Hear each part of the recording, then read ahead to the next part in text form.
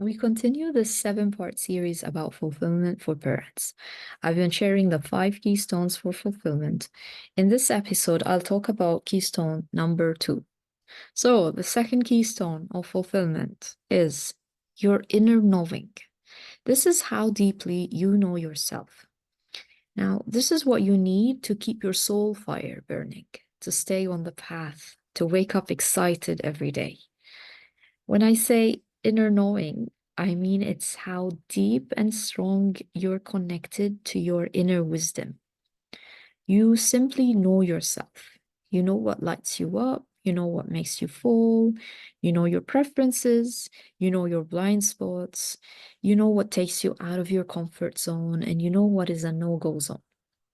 Why is this important? See, when you're connected to your inner wisdom, then you're connected to something that's always pulling you towards your highest good. You have clarity around what you really want and what's nourishing for you, so you can be the strongest advocate for yourself.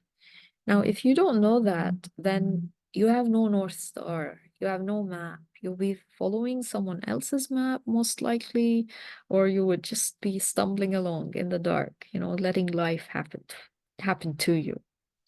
Now, if whatever the path that you're on, that if it's not aligned to you, to who you really are, then it will not work for you. You might be the healthiest person in the world or the wealthiest person in the world, but you'd still feel empty and unfulfilled because you don't have that particularly special thing that nourishes your soul. Now, the first place to start finding this particular thing is to remember who you were as a child, what interested you, what made you full of excitement and wonder. I know a lot of people have trouble accessing this because it's been so wrapped up in self-doubt and fear and, childhood upbringing and conditioning and social conditioning. It makes you forget. Now, another part of yourself, of knowing yourself, is knowing what you need to grow, to expand. It's about you knowing what things and experiences that might be outside your comfort zone, but will enrich you as a person. You might not want this thing or experience at first glance because it's highly uncomfortable for you. You might be scared, but what if you knew that this is what you need to grow? What if you knew that your life would be better at the other side of it? It's like a gift inside you waiting to be unlocked. All it takes is one spark, you saying yes one time, and then that gift lights up. Now, this is what I call your soul's flame, because it makes you passionate about life. It doesn't have to be this big thing. It might be a tiny thing, simple things, simple everyday things. It might be growing strawberries in your garden. Maybe that's it. Maybe this is what makes you radiant and happy. It can be anything. Do not discard anything. Do not discard the things that you love.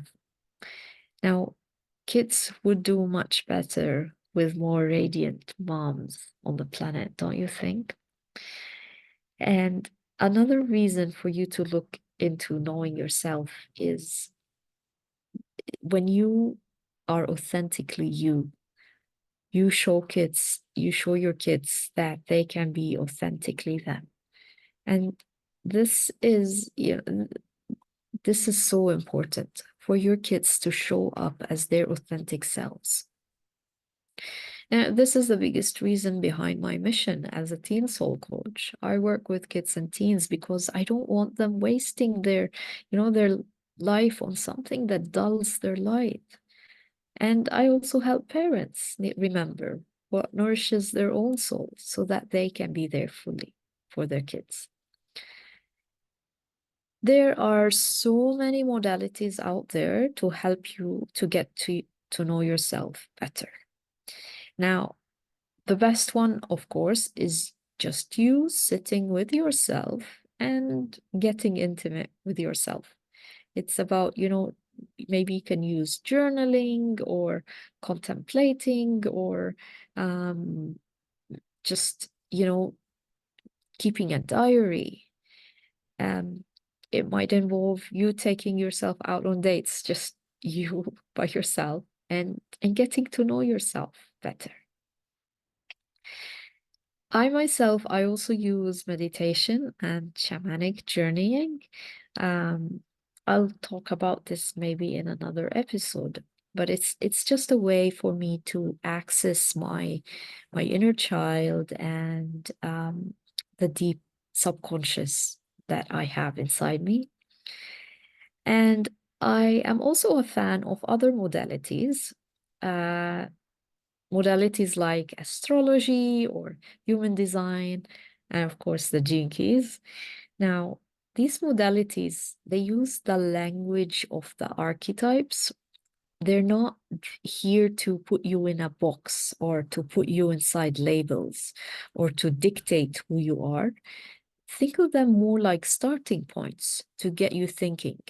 Um, they're like gateways or portals, you know. They're just starting points for you to start getting to know yourself, and they give you structure. Um, they give you something to follow, like a path to follow. Um, Again, I am a huge fan of the Gene Keys. If you want to know more about the Gene Keys, visit my blog or listen to other episodes.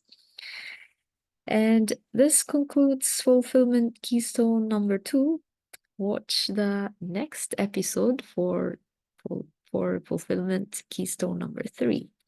Thank you for listening. I'm Dean, the Teen Soul Coach. See you next time.